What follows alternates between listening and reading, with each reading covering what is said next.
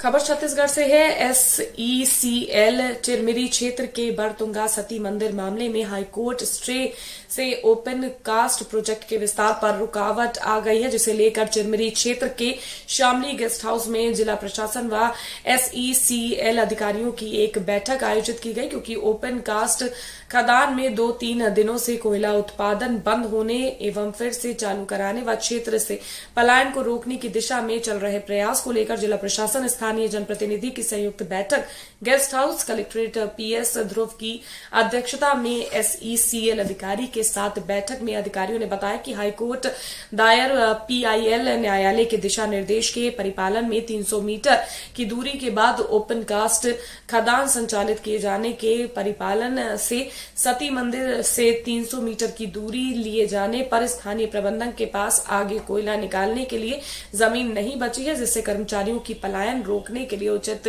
पहल की आवश्यकता है, क्योंकि सती मंदिर 300 मीटर की दूरी लिए जाने पर स्थानीय प्रबंधन के पास आगे कोयला उत्पादन के लिए जमीन नहीं है, जबकि चिरमिरी क्षेत्र का प्रमुख कोयला उत्पादन वाला उप क्षेत्र चिरमिरी ओपन कास्ट ही बचा है, जहां 700 कर्मचारी कार्यरत हैं। यदि स्थल से कोयला खनन नहीं हो पाता है तो कर्मचारियों का स्थानांतरण अन्य क्षेत्र कर दिया जाएगा, जिससे परिवार को भी पलायन का सामना करना पड़ेगा। कलेक्ट्रेट ने कहा कि सर्वे के आधार पर नई खदान शुरू करें एवं अवैध उत्खनन होने से भी रोके एवं कमेटी का गठन कर लिया जाए कमेटी का, जिससे फैसला प्रशासन को अवगत कराए। खबर फर्रुखाबाद से। संसद में फर्रुखाबाद से भाजपा सांसद मुकेश राजपूत ने सड़क एवं परिवहन मंत्री से ग्वालियर टनकपुर एक्सप्रेस वे बनाने की मांग की। ग्वालियर से भिंड, इटावा, फर्रुखाबाद, शाहजहांपुर, बरेली, टनकपुर तक जाने वाले एक्सप्रेस वे की मांग की है। 3 राज्यों से जाने वाले व करीब 450 किलोमीटर लंबे ग्वालियर टनकपुर एक्सप्रेस वे बनने से विकास के रास्ते खुलेंगे। आपातकालीन स्थिति में भी आपको बता दें विशेष लाभ मिलेगा, जिससे ग्वालियर छावनी, झांसी छावनी, आगरा छावनी, बरेली, फतेहगढ़ छावनी आपस में जुड़ जाएगी। उत्तराखंड की बड़ी सीमा परंपरागत विरोधी चीन से जुड़ी हुई है। एक्सप्रेसवे बनने से सेना की इकाइयों को बॉर्डर तक पहुंचने में भी आपको बता दें सुलभता मिलेगी। एक्सप्रेसवे पर बनाई जा सकती है 2 से 3 हवाई पट्टी। बरेली बेस कैंप के अतिरिक्त आपातकालीन हवाई पट्टी का भी लाभ मिलेगा, सांसद ने कहा। साथ ही साथ पर्यटन की दृष्टि से फर्रुखाबाद में स्थित बौद्ध तीर्थ स्थल संकिसा, महाभारत कालीन राजा द्रुपद की राजधानी कंपिल, विश्व प्रसिद्ध बाबा की नीब करोरी की तपोस्थली नीब करोरी धाम, फर्रुखाबाद से कैची धाम, पूर्णागिरी धाम समेत नैनीताल में पर्यटकों की संख्या में भी वृद्धि होगी।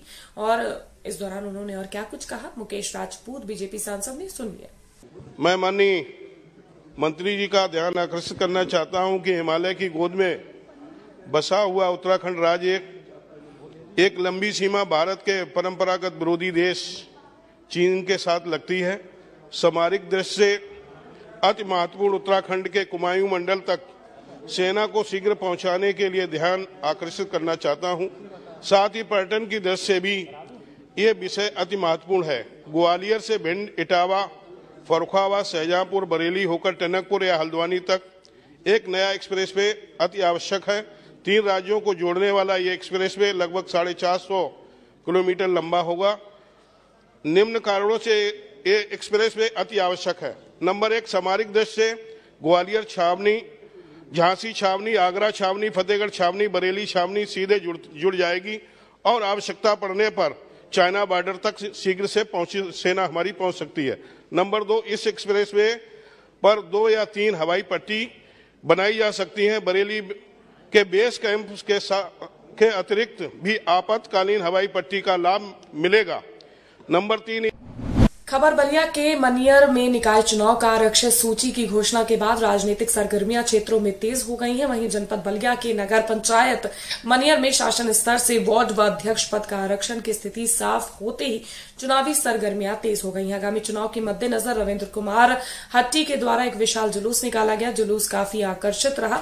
हर किसी का ध्यान जुलूस की तरफ आकर्षित हो रहा था। दावेदारी को मजबूत बनाने व जीत हासिल करने के लिए रविंद्र कुमार हट्टी सुबह सपा के जिलाध्यक्ष पदाधिकारियों व कार्यकर्ताओं के साथ बैठक कर जीत की रणनीति तैयार कर रहे हैं। सुभाषपा के संभावित उम्मीदवार रविंद्र कुमार हट्टी जीत हासिल करने के इरादे से मजबूती के साथ चुनावी मैदान में उतर चुके हैं। सारे पार्टी यहाँ नगर पंचायत के ही सारे लोग थे। न कोई भाड़े पे आया था, न कोई बुलाए पे आया था। सब फिर सिर्फ प्रेम में सभी लोग आए थे।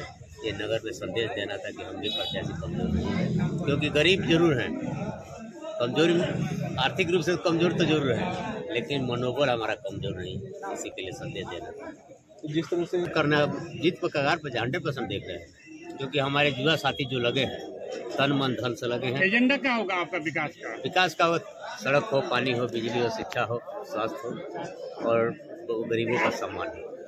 मैं आपको आज मैं बता दूं कि मैं 8 साल से यही करता हूं। मैं आज नया प्रत्याशी नहीं आया हूं, क्योंकि मैं 8 साल से ही सेवा में करता हूं। तो कोई सपना नहीं, सबका सोच कर चलना देखता हूँ। सबका सम्मान होगा, क्योंकि यहाँ पर वोट तो ले लिया जाता है, गरीबों से वोट तो ले लिया जाता है, गरीब को सम्मान नहीं मिलता है। वही सम्मान दिलाने के लिए मैं मैदान में हूँ। खबर आगरा से है, जहां इंडियन मेडिकल एसोसिएशन आगरा ने समूची चिकित्सा प्रणाली को नैतिकता के दायरे में लाने के लिए कमर कस ली है, ताकि डॉक्टर और मरीज के बीच बढ़ते हुए विवादों, अस्पतालों में बढ़ती तोड़फोड़ की घटना तथा डॉक्टर और मरीज के बीच घटते विश्वास को रोका जा सके। इस दिशा में पहला कदम बढ़ाते हुए सोमवार शाम तोता का ताल स्थित IMA भवन पर IMA की मेडिकल एथिक्स और एटिकेट्स कमेटी द्वारा एथिकल कोड ऑफ कंडक्ट के संबंध में IMA की रिपोर्ट जारी की गई। एथिकल कमेटी के चेयरमैन डॉक्टर VK खंडेलवाल, सदस्य डॉक्टर मुनीश्वर गुप्ता और डॉक्टर संजय कुलश्रेष्ठ के साथ IMA आगरा के अध्यक्ष OP यादव, सचिव, कोषाध्यक्ष, साथ ही साथ आपको बता दें कि और भी तमाम डॉक्टर रिपोर्ट का विमोचन किया गया। इसके साथ ही IMA आगरा के सचिव डॉक्टर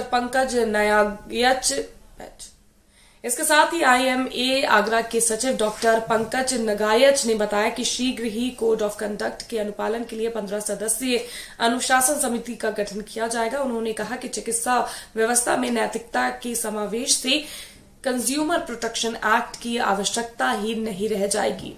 और इस कोड ऑफ एथिक्स को जनरेट करने के बाद ये हमने सभी अपने चिकित्सकों को गाइडलाइंस दी हैं कि इनको वो अक्षरशः फॉलो करने का प्रयास करें। और इसके बाद हम लोग एक डिसिप्लिनरी कमेटी भी बना रहे हैं 15 सदस्यीय, जिसमें कि आगरा के वरिष्ठ चिकित्सक होंगे और वो अगर कोई ऐसी शिकायत आती है जनरल पब्लिक की तरफ से हमारे पास, उसका वो एनालिसिस करेगी और उसको फिर सुधार करेगी उस चीज़ में। जो चिकित्सक हमारे IMA के हैं उनको हम लोग ये निर्देशित करेंगे कि ऐसी गलतियां आगे ना हो। और अगर किसी मरीजों ने इस तरह का कुछ ना कुछ हरकत करी है कि जो चिकित्सकों की छवि को धूमिल कर रहा है, तो उन लोगों को भी बिठा के हम लोग ये समझाएंगे, जिससे कि एक शहर में एक बहुत ही सुमधुर वातावरण तैयार हो और चिकित्सकों और मरीजों के बीच में संबंध जो है फिर से प्रगाढ़ता और माधुर्य के साथ पूर्ण हो। अखिल भारत हिंदू महासभा आगरा मेयर समेत सभी वार्डों पर लड़ेगी निकाय चुनाव। नहीं मांगेंगे पुलिस मुस्लिम समुदाय का वोट। अखिल भारत हिंदू महासभा ने शाहगंज स्थित जिला कार्यालय पर एक प्रेस वार्ता का आयोजन किया, जिसमें युवा प्रदेश अध्यक्ष ब्रिजेश भदौरिया ने कहा कि अखिल भारतीय हिंदू महासभा के राष्ट्रीय अध्यक्ष स्वामी चक्रपाणी महाराज के निर्देश पर पूरे उत्तर प्रदेश में मेयर समेत सभी वार्डों पर चुनाव लड़ेंगे तथा वीर सावरकर के पद पर चिन्हों पर चलकर एक हिंदुओं का साथ एवं हिंदुओं का विकास तथा हिंदुओं का विश्वास के साथ मैदान पर उतरेंगे। आगरा जिला प्रभारी सौरभ शर्मा ने कहा कि आगरा महानगर के अंदर मेयर समेत सभी वार्डों पर हिंदू महासभा पूरे दम के साथ उतरेगी तथा मुगल आक्रांता द्वारा कॉलोनी, बस्ती एवं चौराहों के नाम जैसे नाई की मंडी, मंटोला डोली खार, इसमें मुगल आक्रांता की बू आती है। ऐसे सभी जगहों का नाम बदलकर हिंदू महापुरुषों के नाम पर रखा जाएगा। राष्ट्रीय प्रवक्ता संजय जाट ने 6 सितंबर मथुरा स्थित श्री कृष्ण जन्मभूमि पर सफलतापूर्वक कावड़ चढ़ाने वाले ब्रिजेश भदौरिया एवं मथुरा पुलिस द्वारा गिरफ्तार सौरभ शर्मा का फूलमाला पहनाकर जोरदार स्वागत किया। अखिल भारतीय हिंदू महासभा से जिला अध्यक्ष हूँ मैं। हम लोग यहाँ से ये हिंदू महासभा जो भी है वो ये चाहती है कि यहाँ से जितनी भी लेडीजों का सम्मान हो और लेडीजों को टिकट दिलाएगी और भरपूर टिकट भी दिलाने के साथ साथ उनका सहयोग भी करेगी। हिंदू समाज चाहती है कि आगे बढ़ चढ़कर योगी जी और नरेंद्र मोदी जी को उसको आगे बढ़ाए और हमेशा आगे बढ़ती रहें और महिलाएं बढ़ चढ़ के उनका भाग लें, जिससे वो उनकी पूरा सहयोग करेगी हिंदू महासभा। लेंगे और बीजेपी भी हिंदुत्व के नाम पर ही वोट मांगती है। आपके संगठन के कद के हिसाब से बीजेपी का कद बहुत बड़ा है जनता की नजर में। किस हिसाब से आप अपना प्रेजेंटेशन करोगे, ये जनता का रुख अपनी तरफ मोड़ पाओ, जो आपने दावा किया है कि 70% हम सीटें निकाल देंगे, क्या कहना चाहेंगे?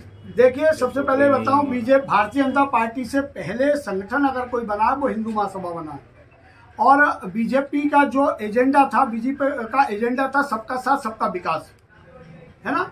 लेकिन हम लोगों के साथ एक परेशानी है कि हम लोग पूर्ण रूप से शुद्ध हिंदूवादी संगठन है। हम लोग केवल हिंदुओं का साथ और हिंदुओं का विकास और गाय माता को राष्ट्रीय पशु के रूप में हम उनकी मांग करेंगे। भारतीय जनता पार्टी के एजेंडे में गाय माता कहीं नजर नहीं थी, है ना। लेकिन हम लोगों के एजेंडे में प्रमुखता से गाय माता भी है और हिंदुओं का साथ हिंदुओं का विकास। क्योंकि अगर हमें हिंदू राष्ट्र बनाना है, अगर हमारी जो मांग चल रही है हिंदू राष्ट्र बनाने की भारत को, तो उसमें कहीं ना कहीं हमारे सभी पार्षद जीतना जरूरी है। ज्यादा से ज्यादा उत्तर प्रदेश के अंदर अगर मेयर जीतेंगे हम लोगों के, हिंदू महासभा पूरे उत्तर प्रदेश में उतारेगा, तो निश्चित तौर पर हमारी जो हिंदू राष्ट्र बनाने की प्रबल दावेदारी है वह बिल्कुल सही तरीके से साबित होगी। भारतीय जनता पार्टी सबका साथ सबका विकास, हिंदू महासभा केवल हिंदुओं का साथ और हिंदुओं का विकास, इसी एजेंडे पर काम करेगी।